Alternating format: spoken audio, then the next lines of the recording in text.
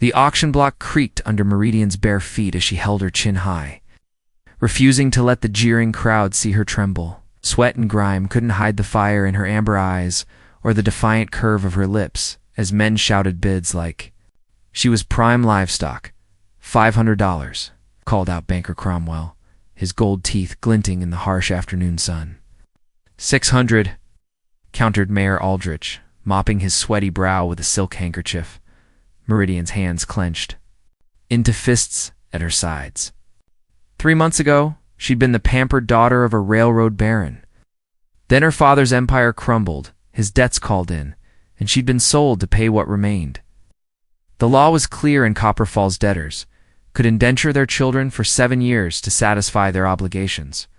$1,000. The voice cut through the crowd's noise like a blade through silk. Every head turned toward the man who'd spoken, and Meridian's breath caught in her throat. He stood at the edge of the platform, tall and broad-shouldered, his black hair catching the light beneath his worn Stetson. His clothes marked him as a working man, leather chaps.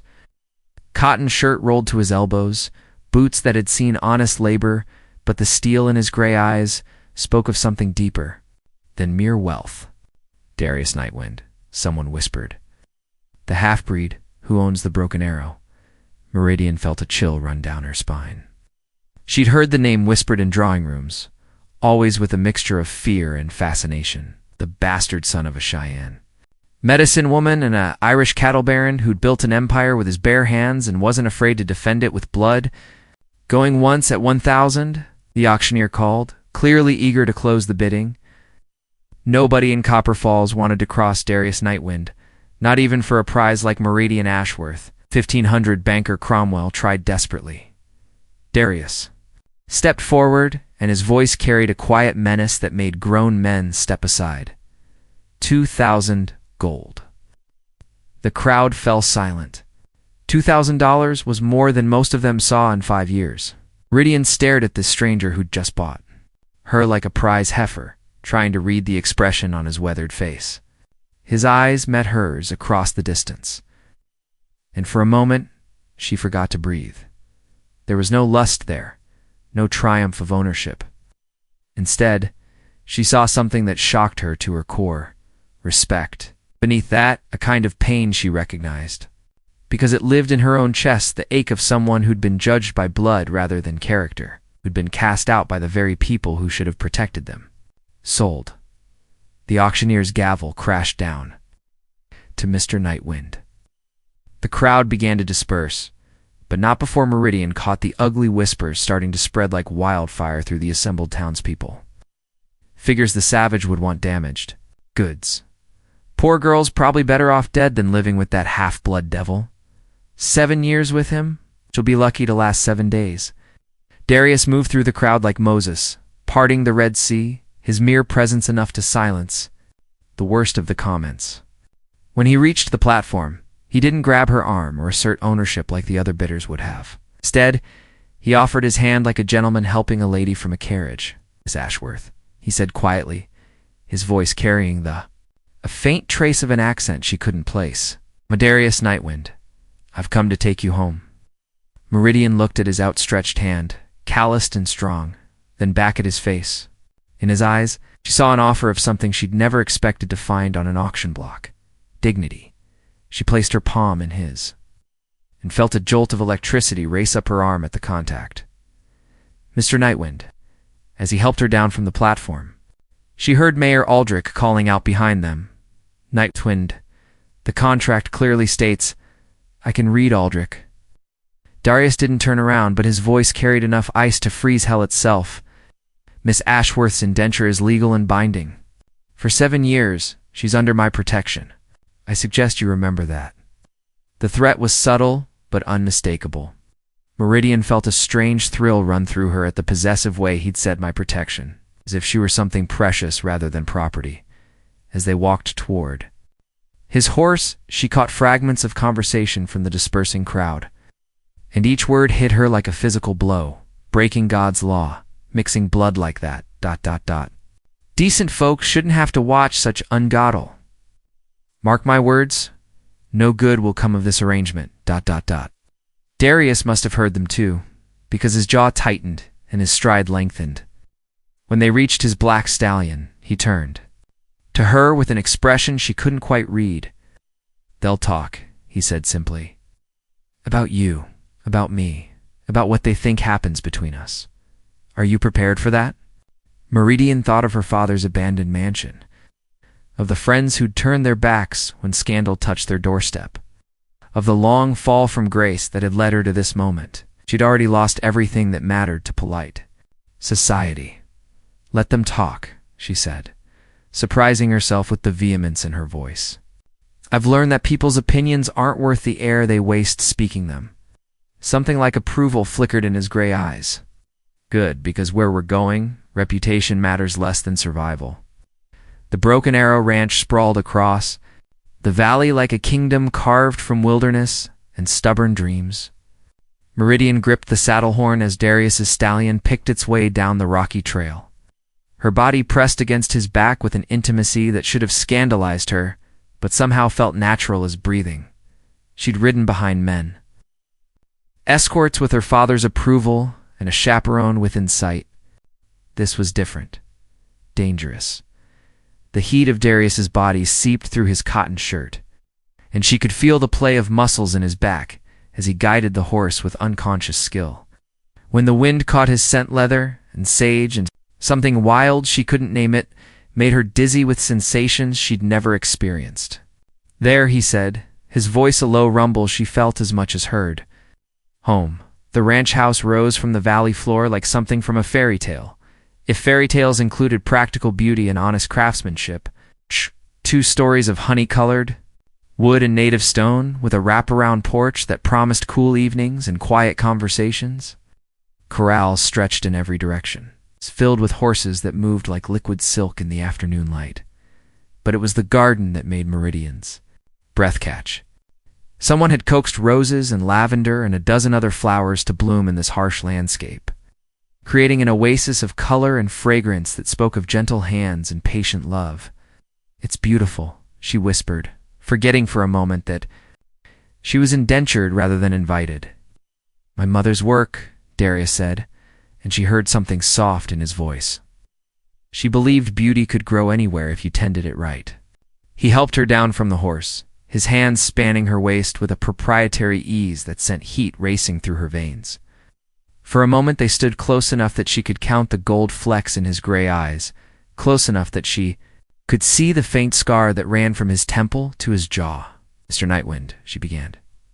"Darius," he corrected. "We're past formalities now, Miss Ashworth." "Meridian," she said, her name sounding different on her lips than it ever had before. Strange and new, like she was becoming someone else entirely. The front door opened before they reached the porch, and a woman emerged who made Meridian understand instantly where Darius had gotten his striking looks. Tall and regal, with silver-streaked, black hair braided down her back and eyes like storm clouds. She moved with the fluid grace of someone who'd never doubted her place in the world. "Iona Nightwind," Darius said. "My mother. This is Meridian Ashworth." Iona studied Meridian with an intensity that felt like being examined by a force of nature. Then unexpectedly she smiled a warm expression that transformed her entire face. "Welcome, daughter," she said, and the simple word hit Meridian like a physical blow. When was the last time anyone had welcomed her anywhere? "You look tired and hungry. Come." Inside, the house was even more beautiful than the exterior had promised. Native American textiles hung beside oil paintings of the surrounding mountains. Handcrafted furniture mixed with pieces that spoke of inherited wealth. It was a home that honored to heritages without apologizing for either, Sid Iona commanded, guiding Meridian to a chair at the massive oak dining table. "Darius, you too. Don't explain to me why half the territory thinks you've lost your mind." Darius settled into the chair across from Meridian, and she noticed how his mother fussed over him like he was still a boy rather than a man who could buy and sell most of the county. The dynamic between them was easy, affectionate nothing, like the cold distance that had defined her relationship with her own parents. "You heard about the auction," he said. "I heard you paid $2,000 for an indentured servant when you could have hired 10 ranch hands for half that. Ayana set bowls of stew in front of them, the rich aroma making Meridian's mouth water. She hadn't eaten a proper meal. In days, I also heard that every God-fearing citizen of Copper Falls thinks you've finally given in to your savage blood. The casual way she said it made Meridian flinch, but Darius just shrugged. They were going to sell her to Cromwell or Aldrich, and we both know what kind of service they had in mind. Meridian's spoon froze halfway to her mouth. She'd been naive about many things, but not about the way certain men had looked at her. On that auction block, the hunger in their eyes had had nothing to do with honest labor. So you bought her to save her, Ayana said. But there was something knowing in her voice that made both Darius and Meridian shift uncomfortably. I bought her because no one deserves to be sold like cattle, Darius said firmly. The rest. He glanced at Meridian, and she saw something flicker in his expression. The rest we'll figure out as we go. Before anyone could respond, the sound of hoofbeats thundered into the yard. Darius was on his feet instantly, his hand moving to the gun at his hip with practiced ease. Through the window, Meridian could see a group of riders, approaching a dozen men in their Sunday best, led by Mayor Aldrich and Banker Cromwell. Trouble, Ayana said mildly, as if armed men showing up at their door was a daily occurrence. Stay. Inside, Darius told both women, but Meridian was already standing. If this is about me, you should do as I say, he interrupted. And for the first time since the auction, his voice carried the authority of ownership. You're under my protection now, Meridian. That means I handle the threats. Something in his tone made her sink back into her chair, but not from fear, from recognition. This was a man who protected what was his, and for better or worse, she was his now. Darius strapped on his gun belt and walked out onto the porch, leaving the door open behind him. His voice carried clearly through the evening air, calm and deadly as winter frost. Gentlemen, he said, you're trespassing. Now see here. Night Wind, Mayor Aldrich blustered, his face red beneath his bowler hat. We've come about the girl. There are concerns. From her place at the dining table, Meridian could see Darius standing on the porch like an immovable force, his thumbs hooked in his gun belt. The dozen mounted men faced him from the yard, but none of them seemed eager to get closer. What kind of concerns? Darius asked, his voice carrying the dangerous quiet of a man accustomed to being obeyed. Banker Cromwell cleared his throat nervously. Well, you see, there are proper ways to handle indentured servants. Christian ways. The girl needs supervision by a respectable woman, preferably the wife of her master. Since you're unmarried, perhaps arrangements could be made, perhaps. You could explain what business it is of yours how I manage my household, Darius interrupted. It's the business of every God-fearing citizen when moral corruption threatens our community, declared Reverend Michaels, riding his horse forward with the righteousness of a man who'd never questioned his own virtue. An unmarried man and woman living under the same roof, without proper supervision. It's unseemly, sinful. Ayana made a sound of disgust from the kitchen. Fools, she muttered. As if my presence means nothing because I'm not white enough for their standards. Meridian felt anger building in her chest, not at Darius, but at these small-minded men who dared question him. She'd seen the respect with which he'd treated her, the care he'd taken to preserve her dignity even in the midst of her humiliation. Whatever they thought was happening at the Broken Arrow, it had nothing to do with the ugly insinuations dripping from their words. Furthermore, Reverend Michaels continued, warming to his theme, there are concerns about the moral influence of ... certain elements. On a young Christian woman, perhaps Miss Ashworth would be better served in a household more aligned with proper values. The silence that followed was so complete that Meridian could hear her own heartbeat. When Darius spoke again, his voice had dropped to a register that made her shiver. Reverend, he said, I'm going to give you one chance to clarify what you mean by certain elements before I decide whether or not to take offense. You know perfectly well what I mean, the Reverend said, his courage bolstered by the men behind him. Your ... heritage makes you unsuitable as a guardian for a decent white woman. There are proprieties to consider. Meridian was on her feet before she realized she'd moved, her chair scraping against the wooden floor.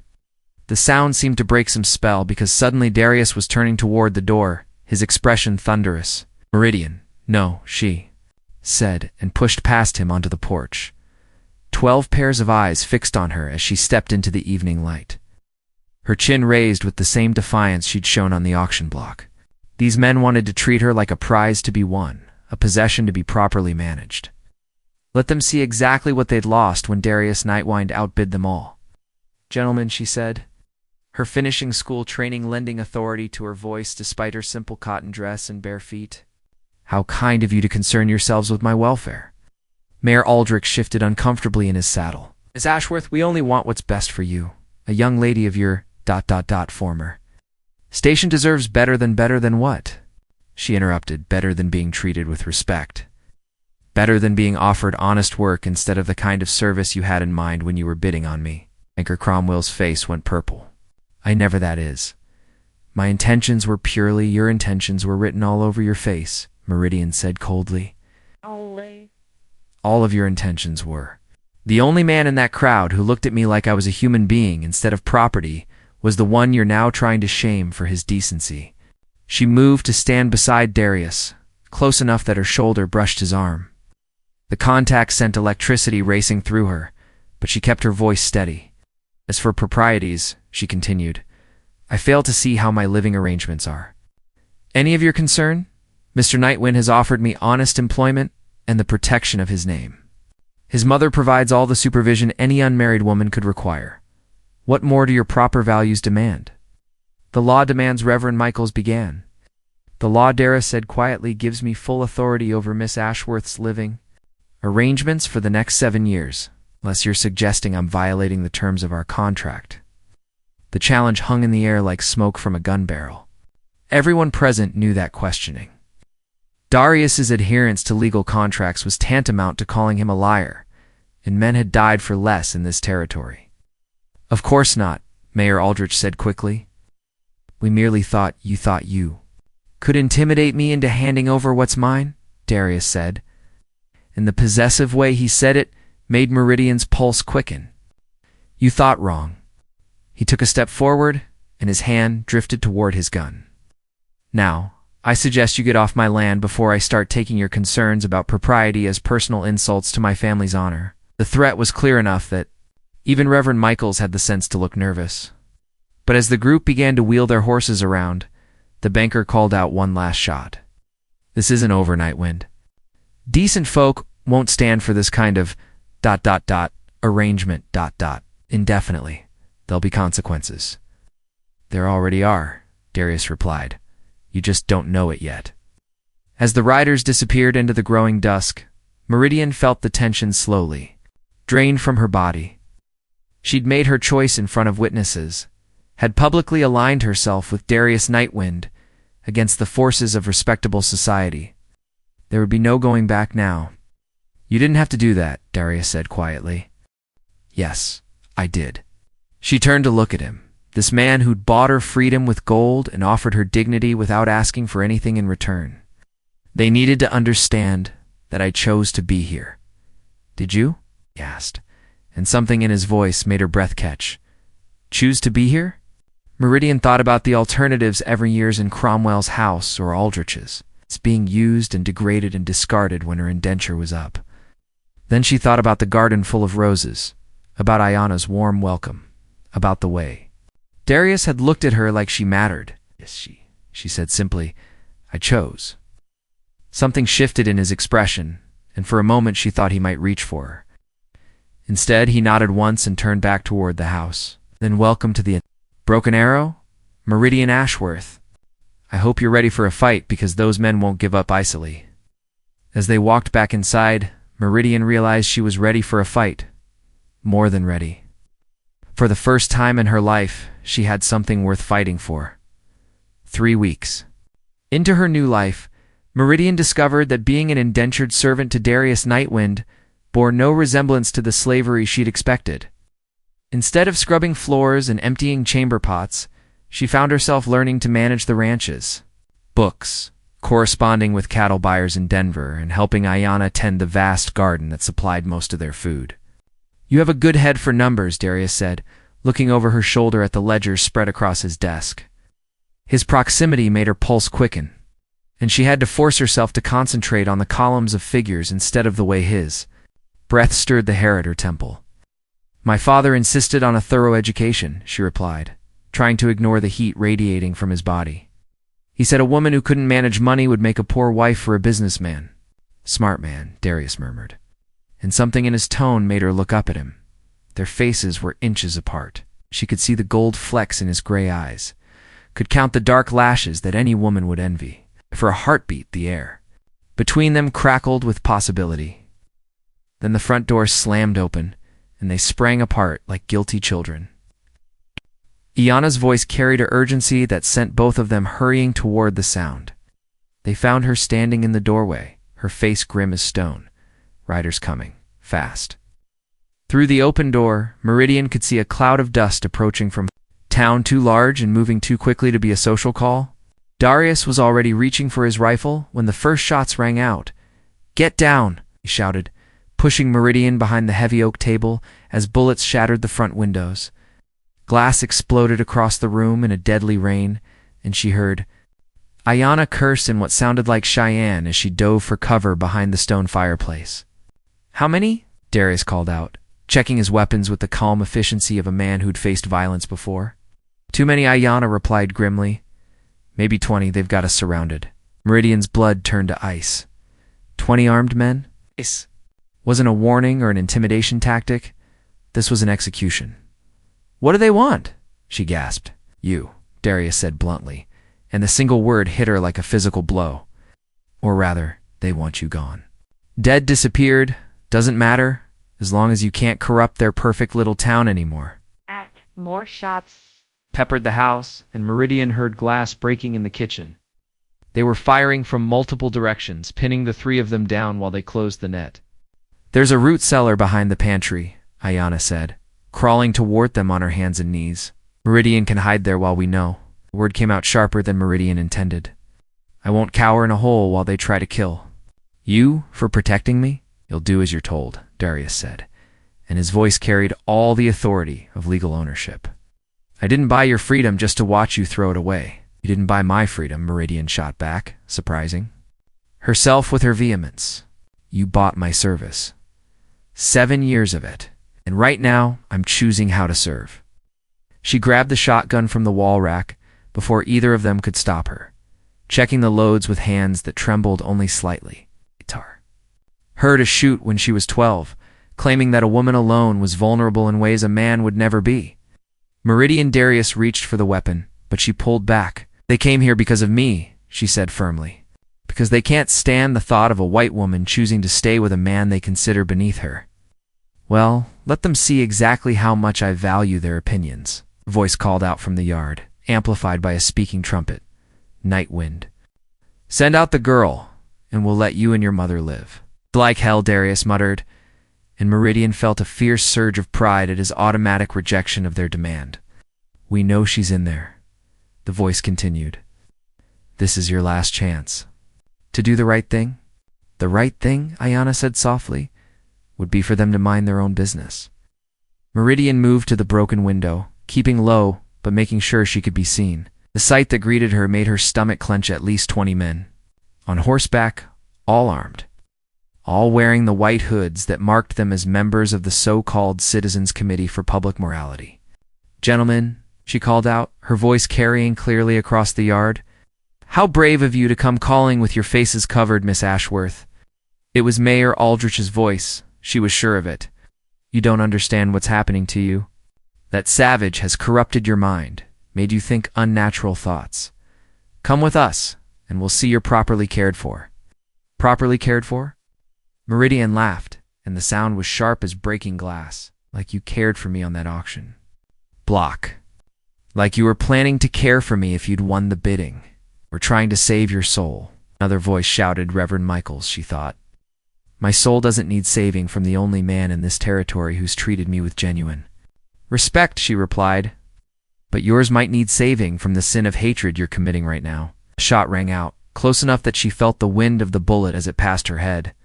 Darius was beside her instantly, pulling her away from the window with protective fury blazing in his eyes. "Enough talking," he said grimly. "They didn't come here to negotiate." As if to prove his point, a flaming arrow arced through the broken window, landing in the curtains and immediately setting them ablaze. Ayanna was there with a bucket of water before the fire could spread, but the message was clear. "They're going to burn us out," Meridian said, understanding flooding through her. "They can't risk a direct assault because too many people know. They came here, but if we die in a fire..." "Accidents happen," Darius finished grimly, "especially to people who don't know their place." More flaming arrows followed the first, and soon they were fighting fires on 3 fronts while trying to avoid the steady rain of bullets. The situation was hopeless, and they all knew it. That's when Meridian heard a sound that made her heart leap with desperate hope. Hoofbeats, coming fast from the north. A lot of them. The thunder of approaching horses grew louder, and Meridian saw something flicker across Darius's face that might have been relief. Through the smoke and chaos, a war cry split the air wild, haunting, and utterly terrifying to anyone who'd ever heard stories of Cheyenne warriors riding to battle. "Cavalry's coming," Ayanna said with grim satisfaction. And Meridian realized the older woman wasn't talking about the U.S. Army. The white-hooded riders in the yard suddenly found themselves caught between 2 forces as at least 30 Cheyenne warriors poured down from the northern hills like an avalanche of vengeance. They rode without saddles, their faces painted for war, their weapons glinting in the firelight that was consuming parts of the ranch house. Meridian began, but Darius was already moving toward the door. "My cousins," he said simply. "Ayanna sent word yesterday when she saw the signs. Broken branches, dead animals near the water. Someone's been watching us for days." The battle in the yard was swift and brutal. The Citizens Committee for Public Morality had expected to face 3 isolated people. Not a war party of experienced fighters led by men who'd grown up raiding cavalry outposts. Within minutes, half the hooded riders were fleeing toward town. The other half were surrendering with their hands raised high. One figure detached itself from the group of warriors, riding toward the house with the casual grace of someone born to horseback. He was younger than Darius, with the same storm-gray eyes, but more delicate features that spoke of their shared Cheyenne heritage. "Cousin," he called out in English, though his accent carried the rhythm of his native tongue. "You always did know how to throw a party." Tahatan, Darius replied, and Meridian could hear genuine affection in his voice. "Cutting it a little close, weren't you?" The young warrior Tahatan grinned as he swung down from his horse.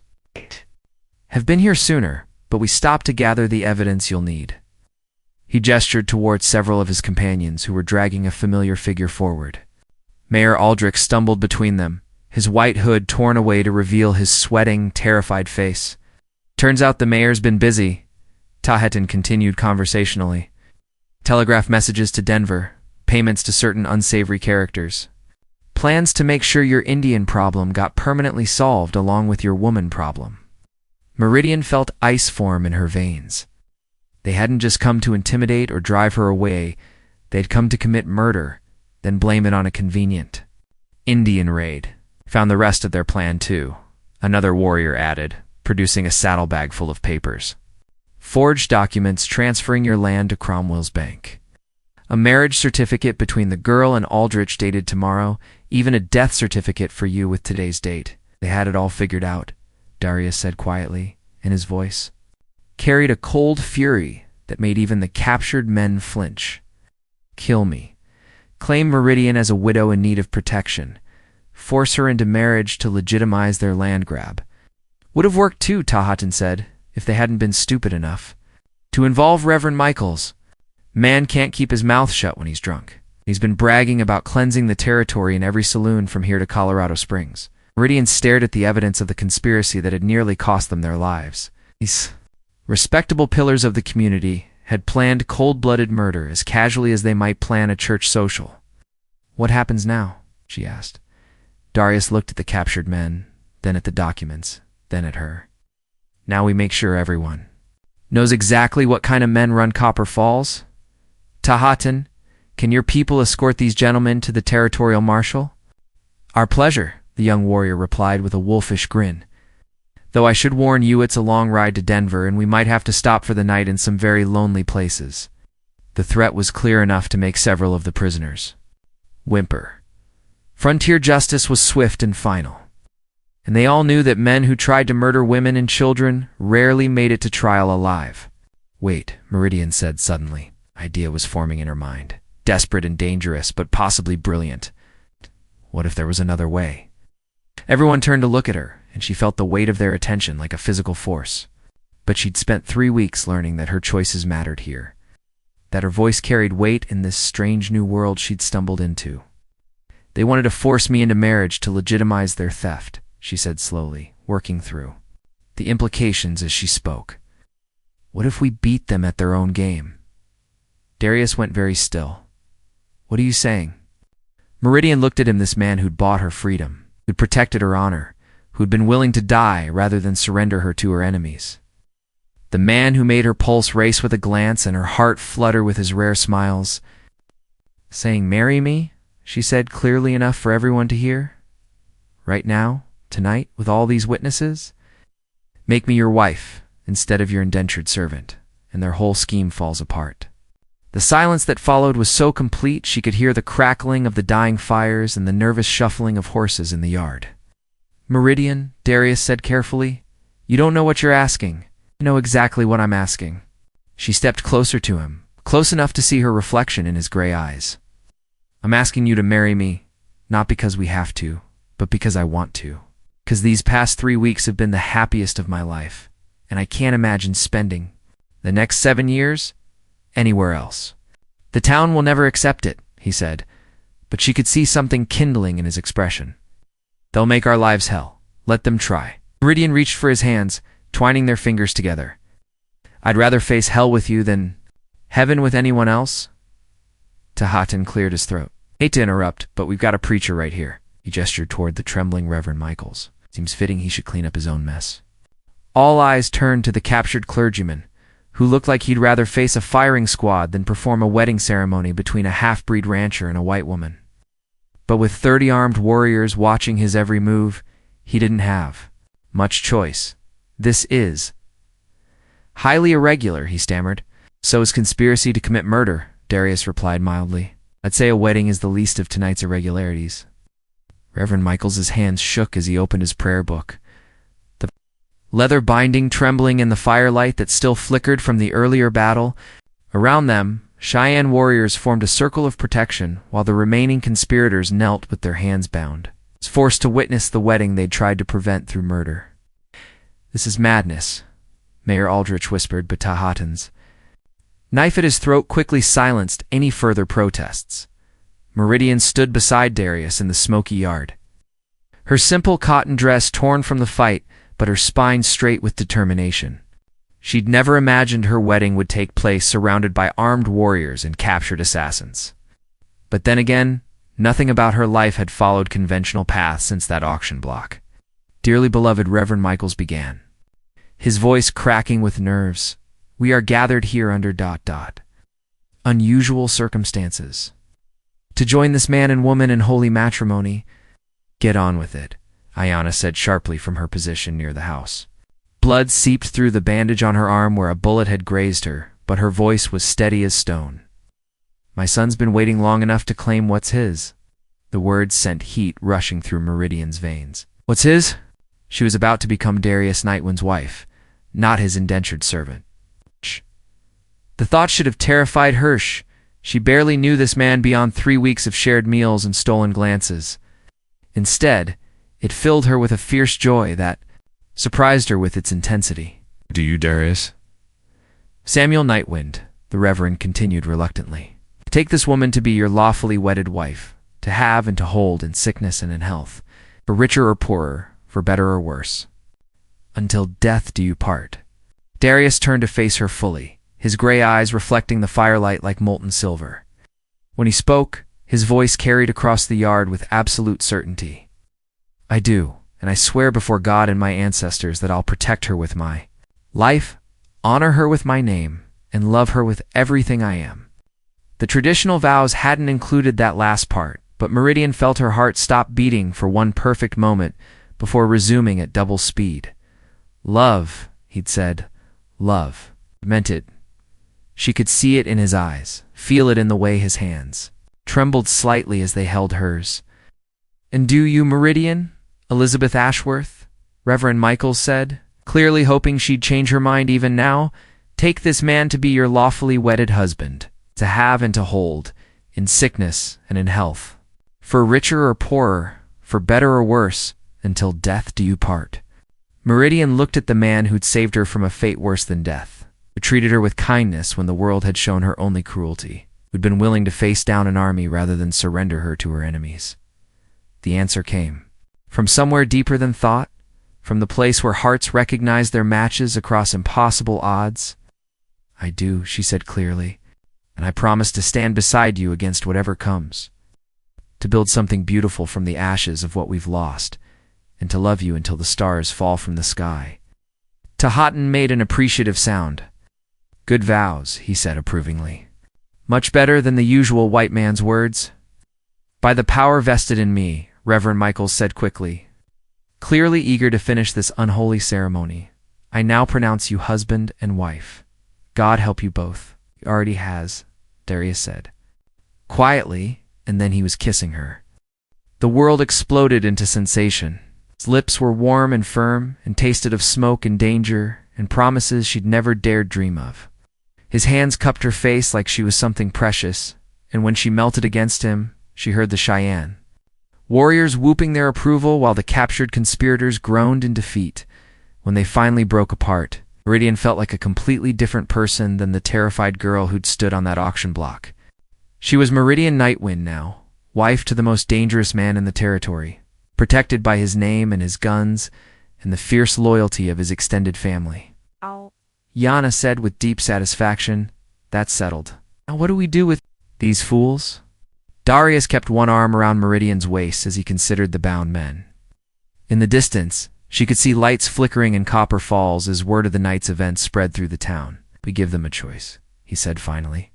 "They can face territorial justice for conspiracy to commit murder, or they can pack up and leave the territory forever. Either way, their days of terrorizing innocent people are over." "You can't just run us out of town," Banker Cromwell protested. "We have rights, property, businesses." "You had those things," Tahatan corrected pleasantly, "right up until you decided to commit murder. Amazing how quickly a man's circumstances can change. The bank will foreclose on half the territory without proper management," Cromwell began. "The bank will be managed by my wife," Darius said calmly. "Turns out Meridian has quite a head for numbers. I'm sure she'll be much more fair in her dealings than you've been." Meridian blinked in surprise. She'd known her bookkeeping skills. Impressed him, but taking over the bank? "Darius, I couldn't possibly." "You could," he said, turning to smile at her. "You're the smartest person I know, and after tonight, you'll have the backing of both the Nightwind Ranch and my mother's tribal connections. Anyone who thinks they can cheat or intimidate the new Mrs. Nightwind will find themselves dealing with a lot more than they bargained for." The implications hit her like lightning. She wouldn't just be surviving in this harsh new world, she'd be shaping it. Building the kind of community where people were judged by their character rather than their bloodline, where women had voices and choices, where love mattered more than social conventions. "What about the town?" she asked. "They'll never accept us." "Some will," Ayana said pragmatically. "The decent ones who were too afraid to speak up before. As for the rest, ... she shrugged. "Fear makes excellent motivation for politeness." Mayor Aldrich tried one last desperate gambit. "This marriage isn't legal." She was indentured property when the ceremony began. Actually, Tahatan said with a grin that showed too many teeth, "Marriages performed under duress are perfectly legal in territorial law. And I'd say facing down 20 armed killers qualifies as duress, wouldn't you?" "Besides," Darius added quietly, "the indenture contract was voided the moment I paid the bride price. Technically, Meridian's been a free woman since the day I bought her. Everything else has been her choice." Meridian felt something settle into place inside her chest, a sense of rightness she'd never experienced before. Free, She was free, and she'd chosen to bind herself to this extraordinary man who'd seen her worth when no one else would. "So," she said, looking at their defeated enemies, "what's it to be, gentlemen? Exile or the territorial marshal?" The choice was made quickly. Within an hour, the conspirators were loading their belongings onto wagons, preparing to leave Copper Falls forever. Some would head east to try their luck in more established cities. Others would disappear into the wilderness and hopefully never be heard from again. As dawn broke over the mountains, painting the sky in shades of gold and rose, Meridian stood on the porch of her new home with her husband's arms around her. The Cheyenne warriors had departed with promises to return for the spring gathering. Ayanna was already planning improvements to the garden. And the town of Copper Falls was waking up to discover that everything had changed overnight. "Any regrets?" Darius asked softly, his breath warm against her ear. Meridian thought about the life she'd lost, the comfortable predictability of Boston society, the security of knowing exactly what was expected of her, the safety of never having to make choices. That mattered. Then she thought about the life she'd gained, wild and uncertain and absolutely hers. "Not a single one," she said, turning in his arms to kiss him again.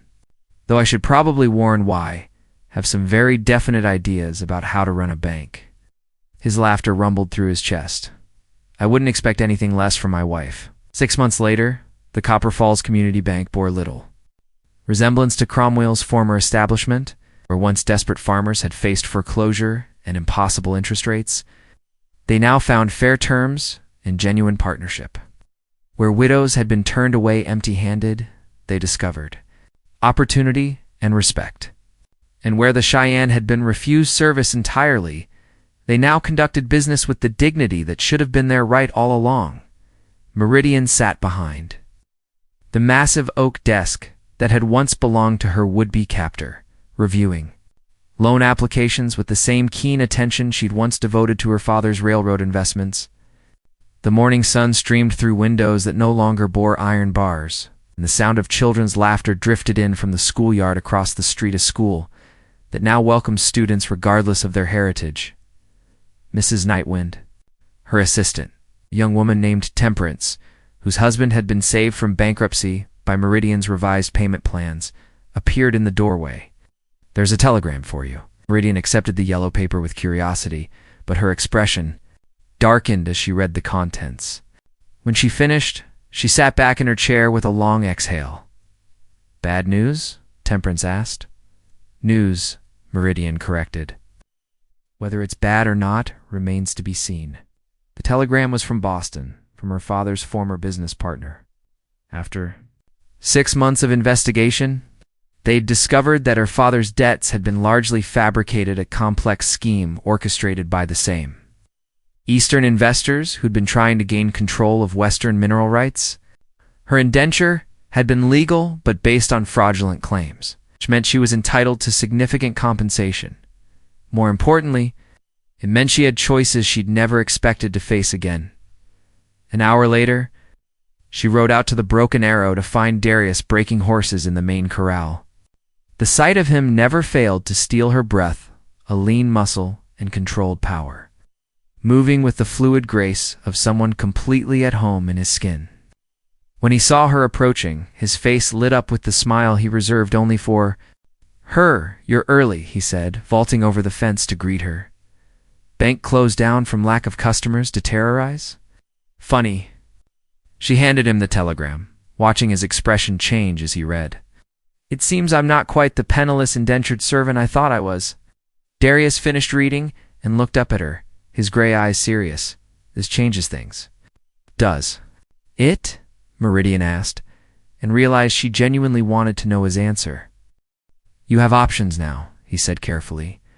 "Real choices. You could go back east, reclaim your place in society, marry some railroad baron, and live the life you were born to." "I could," she agreed. "Or I could stay here with my husband and continue building something that matters." Something flickered in his expression. Relief, she thought, though he tried to hide it. "The money would help with expansion plans. We could build a real hospital, improve the school, Maybe even convince the territorial government to extend the railroad this far. Could, she said again, stepping closer until she could see the gold flecks in his eyes. But that's not what you're really asking, is it? Darius was quiet for a long moment, his hands gentle on her waist. I'm asking if you're staying because you want to or because you think you have to. 6 months ago, you were sold at auction. Now you're free to go anywhere, be anything. I need to know that if you choose this life, you're choosing it with your whole heart. Meridian thought about the woman she'd been in Boston, pampered, protected, utterly powerless despite all her privileges. Then she thought about the woman she'd become, bank president, community leader, wife to a man who valued her mind as much as her beauty, partner in building something unprecedented in the American West. Ask me, she said softly. What? Ask me properly. The way you should have asked the first time, when we weren't surrounded by killers and conspirators. Understanding dawned in his expression. Slowly, carefully, Darius sank to one knee in the dusty corral, taking her hands in his calloused ones. His voice was steady, but she could hear the emotion underneath. Meridian, Elizabeth, Nightwind, he said, will you marry me? Not because circumstances force it, not because it's convenient or practical or solves our problems. Will you marry me? Because you love me? Because you want to spend your life building dreams with me? Because you can't imagine facing tomorrow without me beside you? Tears blurred her vision as she looked down at this extraordinary man who'd saved her in every way that mattered. Yes, she whispered, then louder. Yes, Darius Nightwind. I'll marry you today, tomorrow, and every day for the rest of our lives. He rose and spun her around, both of them laughing with the pure joy of choosing each other freely, completely, without reservation. When he set her down, she was breathless but grinning. So what do we do now? He asked. Now we go back to town and scandalize everyone by announcing that the bank president is having a second wedding ceremony, she said. One where the bride wears a proper dress and the groom doesn't have gunpowder burns on his jacket. And after that, Meridian looked out over the valley that had become her home, thinking of all the plans they'd made and the dreams they'd shared during long evenings on the porch. A hospital that would serve everyone regardless of ability to pay. A school that would teach Cheyenne history alongside American literature. A community where children grew up believing that love mattered more than bloodlines. After that, we changed the world, she said simply. One person, one family, one impossible dream. At a time, as they rode back toward town together, Meridian caught sight of their reflection in the creek that ran alongside the road. A half-Cheyenne rancher and his Boston-bred wife, partners in every sense of the word. Proof that love could indeed conquer the prejudices and limitations that others tried to impose. The town might have shunned them once for breaking all the rules, but those same rules had been designed to keep people in boxes that were too small for the human heart. By choosing love over convention, by refusing to accept the limitations others placed on them, they'd created something entirely newer: marriage, community, a future where anything was possible. And if that wasn't worth celebrating with a second wedding, Meridian thought with a smile, then nothing was. 5 years later, when their twin daughters took their first steps in the garden, Ayanna had expanded to cover half the valley. When the Copper Falls Medical College graduated, its first class of doctors trained to serve all peoples. When the railroad finally arrived, and brought with it investors who marveled at the prosperity of this unlikely frontier community, people would still talk about the night when everything changed. The night when a rancher bought a girl at auction. When a town tried to enforce its twisted version of justice. And when two people chose love over fear, creating ripples that would spread far beyond the borders of their small corner of the world. But that night was still years away. For now, there was just a man and woman riding home together, planning their second wedding and their first real chance to choose each other. Freely, surrounded by the golden light of a Colorado afternoon and the infinite possibility of tomorrow.